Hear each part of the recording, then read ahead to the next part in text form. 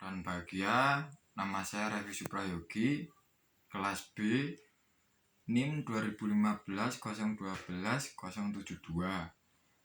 Langsung saja, saya akan menjelaskan tentang penerapan perundang-undangan K3 di perusahaan sarung tangan. Untuk unit 1, membantu pemenuhan perundangan K3 dan persyaratan lainnya.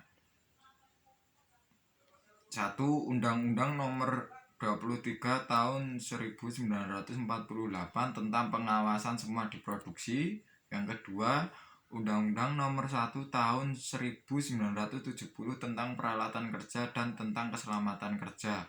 Yang ketiga, Undang-Undang Nomor 4 Tahun 2009 tentang minerba.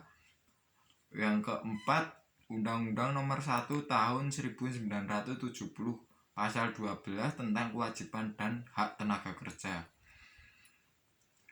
Saran mengenai tanggung jawab hukum dari pengusaha menurut peraturan perundangan K3 untuk direktur masuk dalam Undang-Undang RI Nomor 1 Tahun 1970 Pasal 5, 6, dan 7. Yang kedua, penyediaan itu masuk dalam peraturan pemerintahan tentang tahun 2012 tentang manajemen keselamatan. Yang ketiga, P2K3 masuk dalam PER 04-MEN-1987 tentang pembina keselamatan kerja. Langsung saja untuk unit 2, mempersiapkan penyelesaian masalah K3. 1. Mengumpulkan permasalahan kerja yang belum memenuhi persyaratan UU K3. Yang kedua, kepala produksi melakukan pertemuan kepada pengawas produksi dengan mengajak ahli K3 dan P2K3.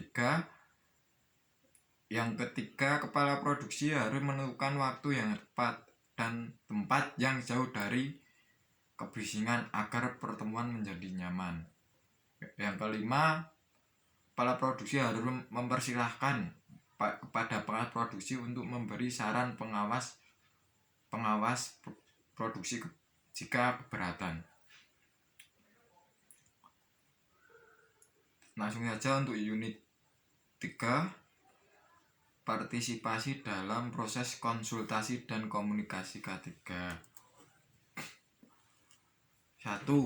Tenaga kerja jika ada yang berpotensi terjadi kecelakaan dalam pengerjaan harus langsung melapor kepada pihak yang paham dengan K3. 2.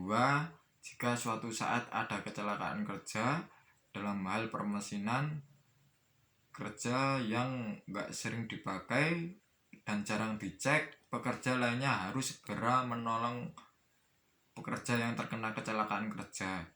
Yang ketiga, untuk pekerja yang mengetahui tenaga kerja yang terkena kecelakaan harus berani menjadi saksi agar permasalahan cepat ditindaklanjuti. Yang keempat, tenaga kerja operator yang di bidang pengepresan dalam hal mesin harus memakai pakaian APD agar terhindar dari kecelakaan kerja. Langsung saja untuk unit 4, memberikan kontribusi dalam penerapan sistem. 1. Kepala produksi melakukan pertemuan kepada pengawas produksi dengan mengajak ahli K3 dan P2K3. Yang kedua, kepala produksi harus menentukan waktu yang tepat. Yang ketiga, memberikan arahan kepada tenaga alat produksi jika alat produksi walaupun tidak dipergunakan harus dinyalakan walaupun sebentar agar terhindar dari kerusakan. Yang keempat, melakukan rapat rutin pembahasan untuk mengevaluasi dari pelanggaran K3 di pekerjaan sebelumnya jika masih ada pelanggaran. Ya udah, itu aja. Jika ada kurang dan lebihnya saya mohon maaf. Wassalamualaikum warahmatullahi wabarakatuh.